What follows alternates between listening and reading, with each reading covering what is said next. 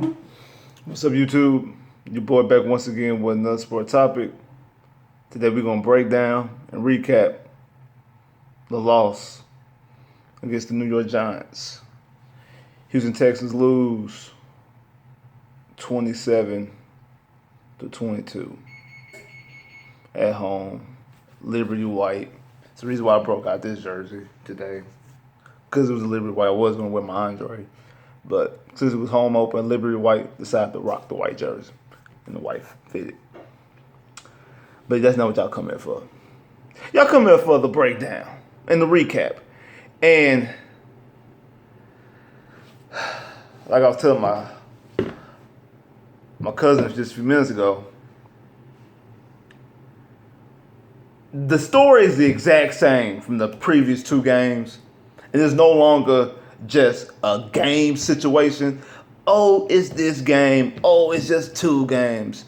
It's happened 3 consecutive weeks, and that means it's a trend. It's not an accident. It's not chance. It's a trend. And the reason why you lost this game is the same reason why you lost the 2 previous games before then, the reason why you're 0-3. 1, you start off slow. Start off with a deficit. You fumble the opening snap with the Patriots. They get a quick touchdown. You let the fake punt to the Titans. Let them get a touchdown. Then you let them wildcat the ball up the field and let them get another touchdown. This game here, you drive up the field on the first drive. You walk up the field. Horrible play calling in the red zone allowed you to only kick a field goal. I know that you're the leading rushing team in the NFL, but come on, man. We're not the number 1 rushing team. It's not like we got Arian Foster back in the day. Then he up here gashing dudes for 120-some yards a game. He busting off 5-6 yards a clip. No. You are splitting this up against, you got Lamar Miller, who gets 60 yards here, 50 yards there. You got Deshaun getting you 40 yards, scrambling out the pocket.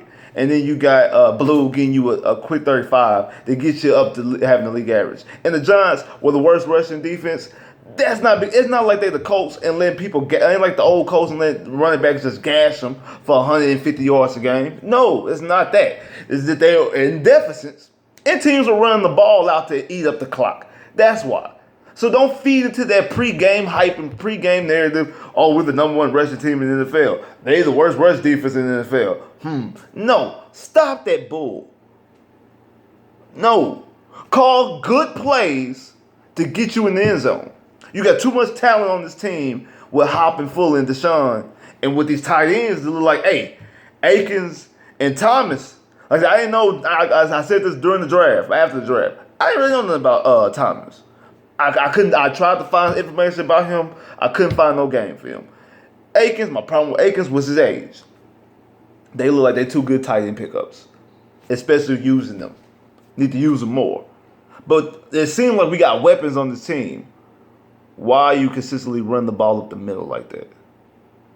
But you only kick a field goal, and then you let Eli Manning walk up and down the field and get touchdowns, and now you're back to having a deficit.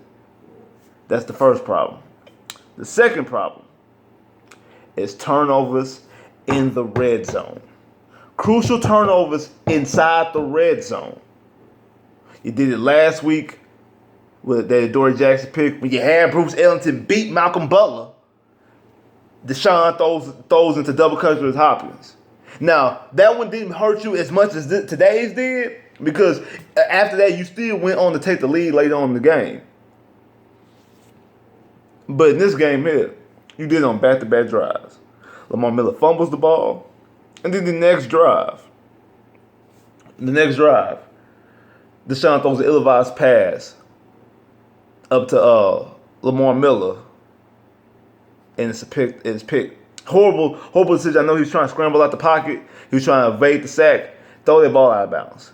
Throw that ball away, bro. Like, it's okay to throw the ball away. It is okay to live to play another game. It's okay to live and play another down. You don't have to make every play. Now, even if it was a pick, if that was Hopkins in that situation, I feel differently. If it's Will Fuller, I feel differently. If it's a big body tight end, I feel differently. You don't make that type of play and throw that type of pass going to Lamar Miller, a running back.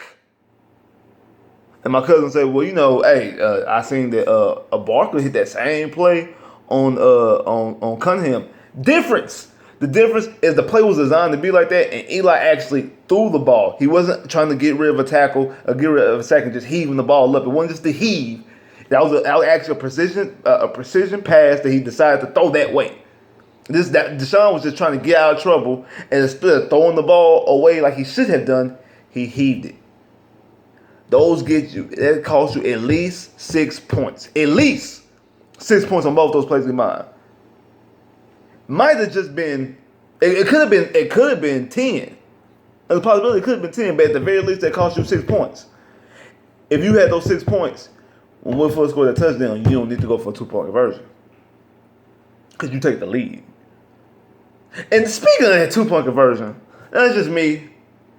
And hey, I'll give everybody in my comment section full range to call me out on this and tell me I'm stupid.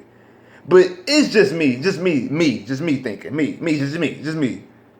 In that situation, when you shuffle past the ball to Lamar Miller, and Lamar Miller catches it and goes like this and realize he ain't going nowhere, it's a 2-point conversion play.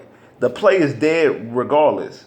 Wouldn't it make more sense to, just maybe coaches should talk about this?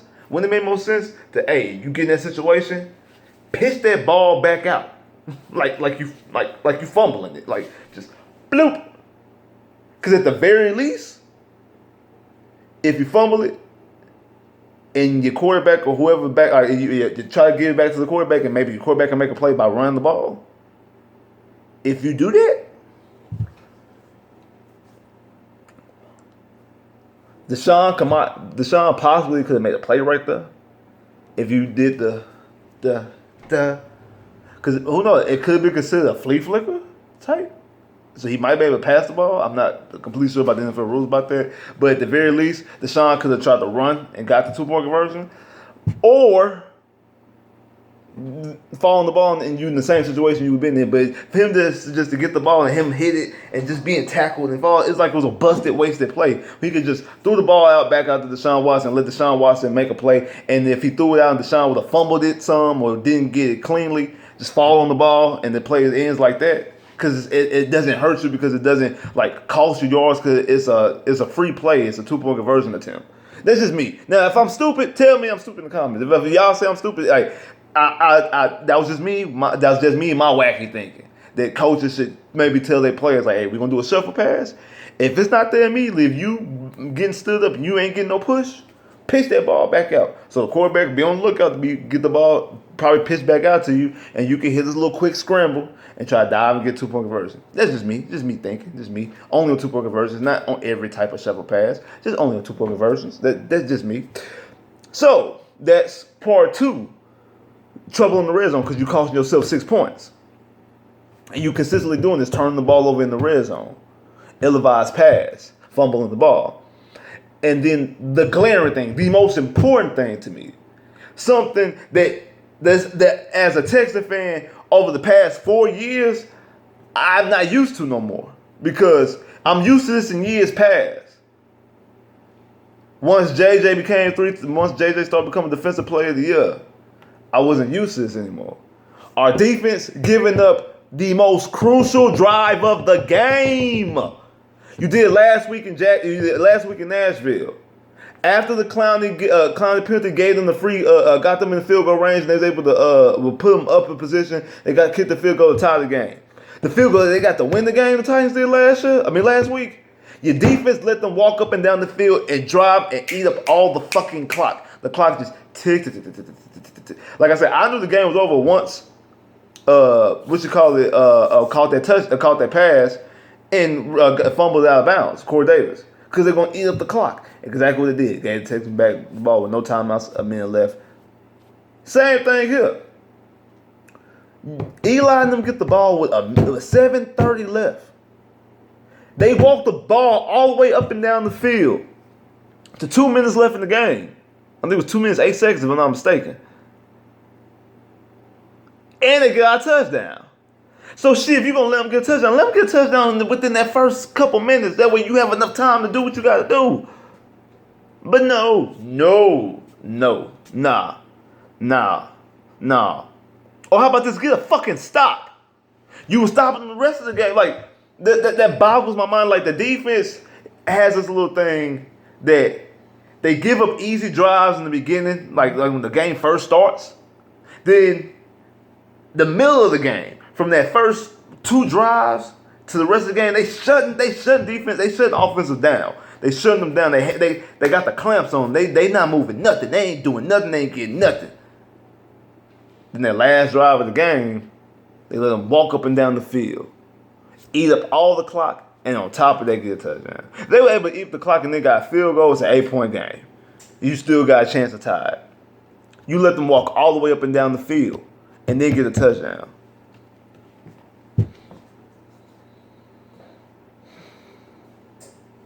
Are you fucking kidding me?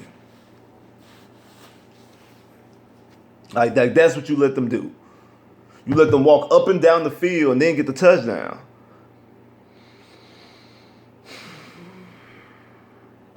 That's the reason why you're 0-3. Because those 3 instances. Starting slow with a deficit. Bad turnovers in the red zone. Costing points, getting points, taking points off the board. And then giving up crucial drives to tie or take leads and eat up the clock. And not giving your offense enough time. There's other things in this game. Like, back to the bad offensive line play. Ranking shouldn't be ranked. Davenport is trash. Like, all these penalties in Davenport with like 4 false starts, and then had a holding call to call back a touchdown. Like this offensive line, even when they do good things, they do bad things to do those good things. And it's like this offense has too many weapons, too much potential. I mean, Deshaun almost had 400 yards, but I mean, you can say his last drive was in garbage time, and their last touchdown was in garbage time. So, but he really had 300-yard game though, because he had 300 yards before that. Wolford had over 100 yards. Like I always said, that I'm gonna have a video dropping about Will Fuller, because Will Fuller is gonna have 1,000 yard season. I feel if Will Fuller's healthy, he's gonna have 1,000 yard season. You see him having back-to-back 100-yard games this season already. That's what he did his rookie year. Before the Oswald effect took over, and he had and those back-to-back 100-yard games are different because he had big plays, and that's what I thought Will Fuller was going to be. Was going to be a guy who normally gets you about 40 yards a game, like what Bruce Ellington gets you. That's what I thought Will Fuller's career was going to be. And a normal game for him would be around like 3 catches, 40-some yards. And then the games he'll get 100 yards will be the games where he pop off and break off and get a big 60-yard catch, touchdown, whatever the case may be, big plays like that. And I mean like straight fades. This guy was catching slants and taking them the distance. He was making moves, taking them the distance, breaking tackles, and going some more. Like he was doing stuff in open space, which I was more impressed by. These past 2 games have probably been my most impressive games of Will Fuller. The game he played last week, he caught everything that was thrown to him. The only one he didn't catch was an overthrow, and it was because of the pressure. That was the only target he didn't catch, because he had 8 catches on 9 targets for $113 and a touchdown. This week, I'm not exactly how many catches. I think he had 6. Like 102 or something like that in the touchdown. I could be wrong about Will Fuller's stats. I could be completely wrong about today's game. But these 2 games, I think, is the new Will Fuller. And if you get that, well, we already get out of hop. That's a dangerous combo. But you can't benefit from it if you can't protect Watson. Like, if Watson has to continue to scramble, the evade hits, and also the bad play calling, you can't take advantage of it. I know people saying Watson not looking like the same Watson. He's not looking like the same Watson. I don't even think it's a sophomore slump. I don't see when I'm watching it, I don't see sophomore slump. I see a guy that has a lot of talent that's not being put in situations to use his talent. Up front, he's not getting the protection that he needs because he is coming off the ACL injury. So he can't make magic out of water no more. He can't do that. He can't do that like he did last year. Next year he probably can. Once he's over a year recovered from the injury, he probably can. But now he needs a little bit more protection. Even though he's out there moving around and able to do all the stuff he's able to do, like, he still got to get back into the flow of himself. So to be that magic making guy.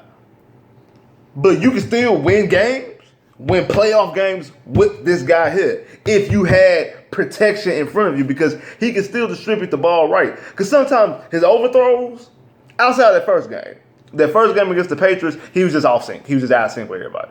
But today and last week against the Titans, both of those games, a lot of his overthrows and underthrows came from lack of protection and him just trying to get rid of the ball. And I know a couple of his underthrows today, it looked like they were bad throws, but they were passes that were tipped to the line of scrimmage. Offensive linemen not be able to protect him. And he's rushing throws. And he's not being protected correctly. And then Bill O'Brien is not doing a lot of things schematically to protect him himself. Play calling, he's not doing enough good plays to protect Deshaun himself, to keep Deshaun upright.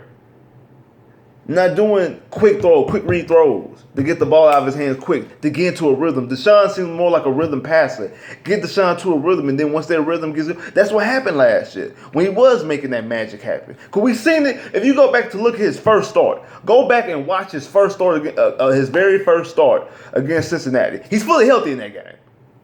In the beginning of the game, it was kind of topsy-turvy. He breaks off the big run, gets a touchdown. After that, they didn't get in the end zone, but you start seeing the rhythm start picking up, and you start seeing the rhythm coming to get that. And then that last drive, the drive that got the field goal to clinch the win, it was good rhythm time, and everything was on point. Then you fast forward to the week against the Patriots. Everything boom, boom, boom, boom, boom. Then the next week against the Titans, firing on all cylinders. That type of stuff. Get into the rhythm. The game against the Chiefs, the air was taken when JJ and Mercer get taken on the same drive. Boom, boom. When JJ gets hurt, stadium goes flat. Like I said the Mercer's injury was the worst because from a talent standpoint. But JJ's was more impactful because it took the air out the room. And it did. Watch that game. Go back and watch the game. JJ gets hurt the first drive of the game. The air gets taken out of the stadium immediately. The crowd doesn't get back into the game until mid fourth quarter until beginning of fourth quarter when Woodford catches that bomb. And if you watch that game, the exact same thing, because the air got taken out the room. Deshaun wasn't on the rhythm. But as the game started picking up, Deshaun gets into a rhythm, and then boom, rhythm going. Game against Cleveland, rhythm going. Game against Seattle, rhythm everywhere. That's what you need. You need to start getting this guy into a rhythm. So start doing rhythm passes. This run, pass, this junior high offense that you run in Bill O'Brien is trash. Stop that. That's why I said we need an OC. If you're going to keep Bill O'Brien to be your head coach, get him an OC. Get him somebody that's going to call some plays. He needs somebody right now that's going to call some plays because he got too much on his plate to be calling fucking plays. He does not have to have anything over play calling. If you want to have one-on-one conversation and one-on-one meetings with Deshaun, that's different. Outside during practice, that's different. Hey, you the head coach, you claim yourself to be a quarterback guy, that's different. But when it comes to an offensive coordinator and somebody calling plays and looking above the stadium, looking at the guys down there, if I do this, if I do that, if I move this guy here, hey coach, run wide left, double. Like, no, I don't know, just say some shit. I don't know, whatever the fucking play is. Get somebody to do that. To get Deshaun into running rhythm passes, rhythm time throws, quick boom, boom, boom. Get this guy into a good flowing rhythm, and then he can start hitting. Then he can start eating up what the defense is giving him. He can start eating up all the underneath. Defense start coming in trying to cheat down. Boom, I'm over the top of your head. Blah, blah, blah, blah, blah, blah. Like that's what you need to do. But you're not doing that Because Bill O'Brien wants to be stubborn and wants to be the head coach and the play caller. Because I'm that good of an offensive coordinator. I can coach. Number 4. Get the fuck out of here. Stop with this childish shit, man. Like, I'm sitting up here looking like a fucking idiot every Sunday, throwing on my Texan gear. I've been hyping this team all off season about, hey man, we got this front seven. This front seven looking nasty. We want a top 5 linebacking core. I don't know about that secondary though, but hey, Honey Badger and them coming to play. Deshaun, the truth. Him and Hop. If both of them stay healthy, Hop gonna lead the league in something, either yards, or catches, or touchdowns. They're gonna lead the league in something. I have faith in Will Fuller. I look like a fucking idiot saying that shit because we 0-3. And no team, well, I think it's like 25 years. There's only one team in the past 25 years made it to the playoffs after 0-3. I ain't saying the season's over, but I'm like, I predict them to go 12-4. I'm sadly mistaken. Sadly.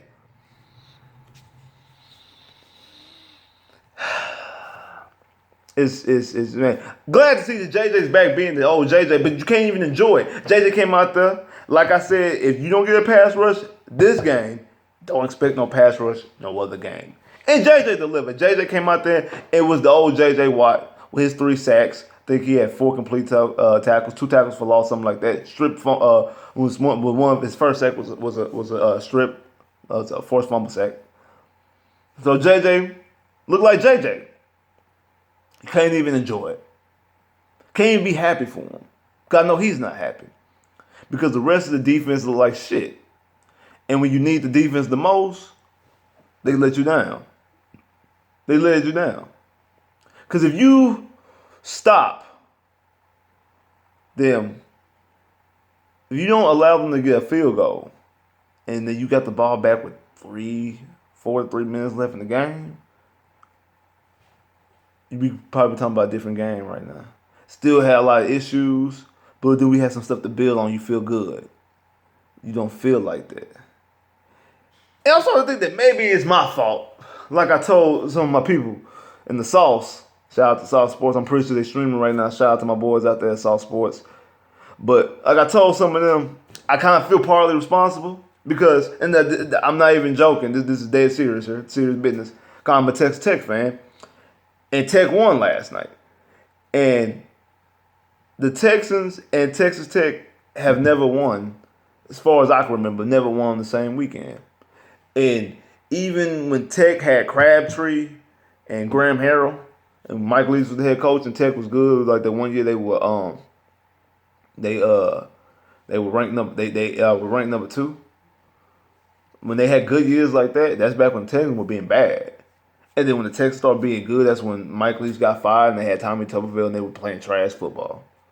Or the beginning of Cliff Kingsbury's career as a head coach. They were having terrible football. But they don't never win on the same weekends. They don't. As far as I remember, I don't remember them winning on the same weekend. They'll lose on the same weekend, but they don't win on the same weekend. So, Texas Tech guns up record. Had an upset last night at Oklahoma State. I know I don't do Texas Tech videos here, but we had an upset last night and won. The Texans got upset today and lost. We have the Titans. And hey, like real talk, real spill, man. Shout out to them Titans. The Titans did what they had to do against us, and then went down to Jacksonville and held Jacksonville only 6 points, even though they only got 9. But hey, a dub is a dub. A L is a L and a dub is a dub. And the Titans did what they had to do. The Colts lost to the Eagles. And as far as I'm looking at the Colts, the way the Colts look to me, I don't see the Colts winning this division unless they beat us. I think they can beat us, though. Because right now, we look like a lost team. We look like we lost. We look like kids out there just, I don't know what to do. Let's play football. Like, they don't look like they on the same page. They just look like some lost puppies out there. Don't know what's going on. That dates back to coaching. I don't think Bill O'Brien is going to get fired. I'm not even up here hammering up and down that Bill O'Brien does need to get fired. I think there are some good qualities there. You just he has his woes. He has his issues. I completely agree with that. But You need to bring somebody in to be an offensive coordinator. You need to bring somebody in to be an offensive coordinator. You need help on this offensive line. You need help in that secondary. And what to say about the front seven, I don't know. Because Merciless and Clowney did not show up to me. Only person who showed up was JJ. JJ and Will Fuller don't actually only two real people showed up in this game. To be honest, I don't have any complaints about Will Fuller or JJ. Hop can only do what he can do. The ball got be thrown to him. Deshaun has some issues, but also wasn't protected. I'm not hopping off the Deshaun bandwagon in the slightest. Deshaun's still my nigga. I still believe in him. I still believe he's a franchise quarterback. I still believe that Deshaun is going to be a guy who brings Super Bowls to the city of Houston. I still believe that he's going to be an MVP caliber quarterback. I still believe that. Do I want him to bring a Super Bowl this year? Absolutely. Do I want him to be an MVP this year? Absolutely. Do I think he was going to be? I was hopeful. But I'm not surprised he's not if he doesn't make that. And the season's still young. I'm not giving up on the season at all. I'm just saying. I'm not giving up on him. But there's a lot of things he needs to correct. And like I said, I don't see sophomore slump. To me, it's not sophomore slump level. It's more not being protected and not being coached properly. And not being called, not getting the plays called to be utilized. Because if I sit back and look at the Texans and look at any other team in this division, look at the Titans, look at the Jacksonville, look at the Colts, we have the most weapons offensively. There's no other receiver in this division that's better than Hopkins. There's no other second receiver in this division better than Will Fuller. Now Jacksonville and the Titans got better running backs than Lamar Miller. That I agree with. I believe Deshaun's better than Mariota. I believe Deshaun is better than Blake Bortles. Look, the Colts just proved me right about Luck's arm because they put Jacoby Brissett out there to throw a Hail Mary because Luck's arm is not strong enough. But the Texans definitely have the worst offensive line in the division. And I think they have the worst play caller. Like, share, subscribe if you haven't. Comment below if you haven't. Click that bell. Get my videos. I holla.